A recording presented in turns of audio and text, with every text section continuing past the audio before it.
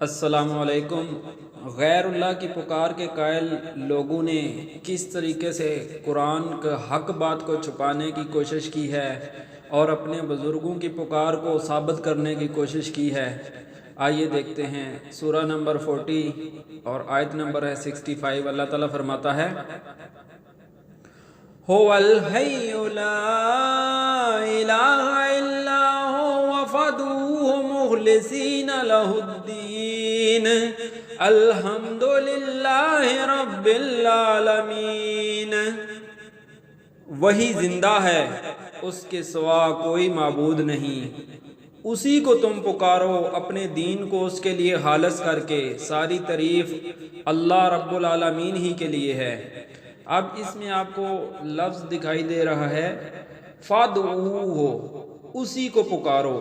پکار بے شک ایک عبادت ہے، جیسے نماز، روزہ، حج، زکوٰۃ، صدقہ، فطرانہ اور خیرات عبادات ہیں، اسی طریقے سے پکار یعنی کہ دعا بھی عبادت ہے، اور اللہ تعالیٰ نے یہاں دعا کا لفظ استعمال کیا ہے، نہ کہ عبادت کا لفظ استعمال کیا ہے۔ اللہ تعالیٰ فرماتا ہے فادعو، پکارو مجھے۔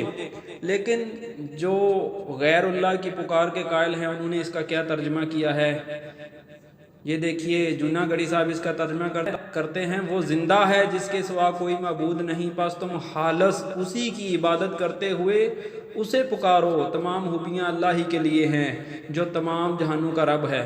انہوں نے صحیح ترجمہ کیا اس کا، فادعو کا پکارو ترجمہ کیا۔ نیچے تقی عثمانی صاحب ہیں، انہوں نے بھی یہ دوسری لائن میں آپ دیکھ سکتے ہیں، اس کو پکارو ترجمہ کیا۔ لیکن تیسرے نمبر پہ دیکھیے، کنز الایمان میں ترجمہ کیا ہوا ہے وہی زندہ ہے، اس کے سوا کسی کی بندگی نہیں۔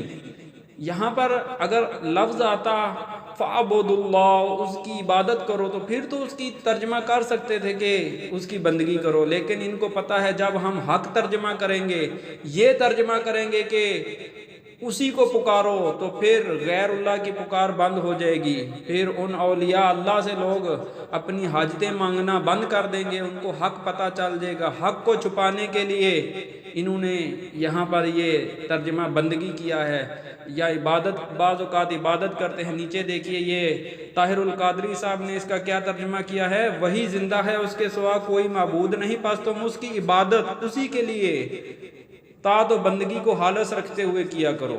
اب عبادت تو ایک وسیع معنی میں استعمال ہوتا ہے، اس میں نماز، روزہ، حج، زکوٰۃ، بہت ساری عبادات آ جاتی ہیں، لیکن اللہ نے وہاں پر فَعْبُدُ اللَّهَ کا لفظ تو استعمال نہیں کیا۔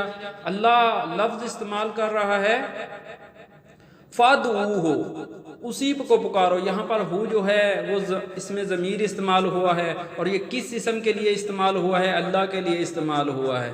تو اللہ فرماتا ہے، اللہ سیدھا دعا کا لفظ استعمال کر رہا ہے، لیکن جو غیر اللہ کی پکار کے قائل ہیں، انہوں نے حق بات کو چھپانے کے لیے ترجمہ نامناسب کیا۔ جبکہ باقی جو علماء ہیں، آپ دوسرے ٹرانسلیشن دیکھ سکتے ہیں جو باقی علماء کا ہے، انہوں نے حسن رضوی صاحب انہوں نے بھی صحیح ترجمہ کیا ہے، اور یہ نیچے جو ہیں نگہت ہاشمی، ان کا ترجمہ آپ دیکھ سکتے ہیں، چنانچہ اسی کو پکارو۔ سب نے پکار ترجمہ کیا ہے، لیکن یہ دو ایسے قبر پرست فرقے جو حق بات کو، جہاں پر بھی قرآن میں آیا ہے فَادْعُوا اللَّهَ، اللہ ہی کو پکارو، وہاں پر ہی انہوں نے ترجمہ کیا ہے اسی کی عبادت کرو۔ بے شک دعا بھی عبادت ہے، لیکن یہ ایک پارٹیکولر اللہ الگ سے بیان کر رہا ہے کہ پکار خاص اللہ ہی کے لیے ہونی چاہیے، لیکن یہ جہاں بھی پکار کا لفظ ترجمہ آ رہا ہے اس کو عبادت کے ساتھ بدل رہے ہیں، تاکہ کہیں لوگ غیر اللہ کی پکار کو چھوڑ نہ دیں۔